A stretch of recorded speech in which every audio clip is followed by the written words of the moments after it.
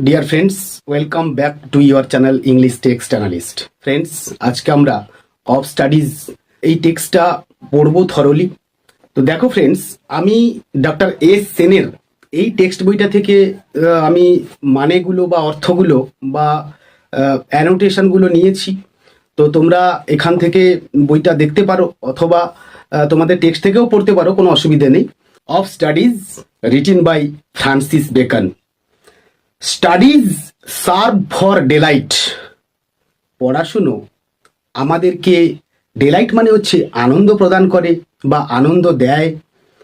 For ornament, ornament কথার অর্থ হলো যে কথাবার্তা গুছিয়ে বলতে সাহায্য করে।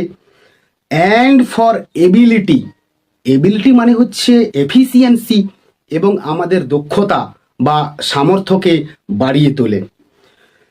Their chief use for delight is in privateness and retiring.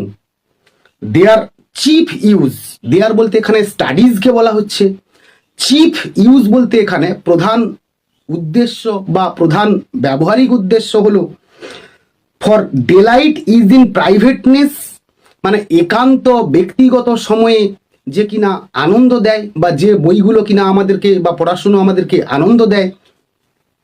And retiring, এবং আমাদের অবসর সময়ে। To spend too much time in studies is sloth. Sloth মানে হচ্ছে লেজিনেস, অলসতা। তো to spend too much time মানে অধিক সময় কাটানো ইন স্টাডিজ, পড়াশুনোতে, যেটা কিনা অলসতার প্রমাণ করে বা সেই ব্যক্তিকে অলস করে তোলে। Is the humour of A scholar. Humour মানে হচ্ছে হুইম। তো is the humour of A scholar মানে হচ্ছে একটা পণ্ডিত ব্যক্তিকে নিয়ে লোকজনেরা তখন রসিকতা করতে শুরু করেন। অর্থাৎ যেখানে সেখানে পড়াশুনোর জ্ঞানকে ব্যবহার করলে বা কথাবার্তার মধ্যে পড়াশুনোর জ্ঞানের একটা বাহাদুরি দেখালে সেখানে সেটাকে পাণ্ডিত্য ফলানো বলে, এবং সেটা কিনা একজন পণ্ডিত ব্যক্তিকে সবার মাঝে একটা রসিকতার খোরাক তৈরি করে দেয়।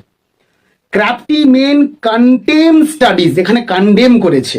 কন্টেম মানে হচ্ছে কন্ডেম, মানে ক্রাফটি মানে কি, কানিং, ধূর্ত বা চালাক ব্যক্তিরা কন্ডেম স্টাডিজ মানে পড়াশুনোকে তারা অবজ্ঞা করে বা ঘৃণা করে। সিম্পল মেন অ্যাডমায়ার দেম, সহজ সরল মানুষ, সাধারণ মানুষ পড়াশুনো করলে বা পড়াশুনো করা ব্যক্তিকে তারা প্রশংসা করে। And wise men use them, এবং জ্ঞানী ব্যক্তিরা সেই পড়াশুনোকে তাদের ব্যবহারিক জীবনে প্রয়োগ করে বা সেগুলো নিয়ে তারা চর্চা করে। Read not to